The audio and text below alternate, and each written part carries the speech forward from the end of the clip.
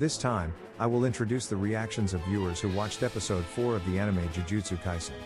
Please be aware that it contains spoilers for the anime Jujutsu Kaisen. Correct me if I get something wrong, but a contradiction I keep seeing about the high Gojo scene is that in that very moment he achieved enlightenment. But Gojo isn't enlightened at all, moments after he wants to slaughter a bunch of people. Someone enlightened doesn't kill just to kill. In fact, the enlightened resent fighting without purpose. I think a better summary of that scene is, in Gojo's mind he is enlightened. In his own mind he is a god in that moment.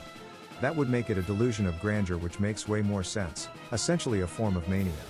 That mania leads him to almost do something irreversibly terrible had Geto not continued to act as his moral compass. Gojo isn't a god, he is a jujutsu sorcerer with immense power.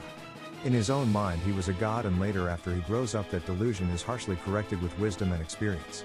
He unlocked never seen before levels of arrogance, not enlightenment. Emo enlightenment is the realization all is one.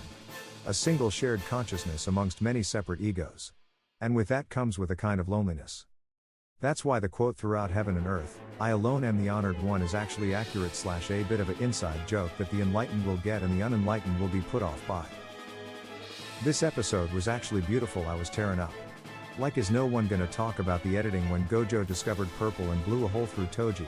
It goes from Gojo's eye and it turns to stone, and then it zooms out and I see blood dripping from the hole in Toji. I audibly gasped. Gojo was perfect this episode. I couldn't love him more. Koji, I'll miss you. You were the best character in the entire show. I predicted the applause scene happening in this episode. I hate myself now. The way Toji and the villains just carry Amanai's corpse around like she was nothing just upsets me deeply. Loved it.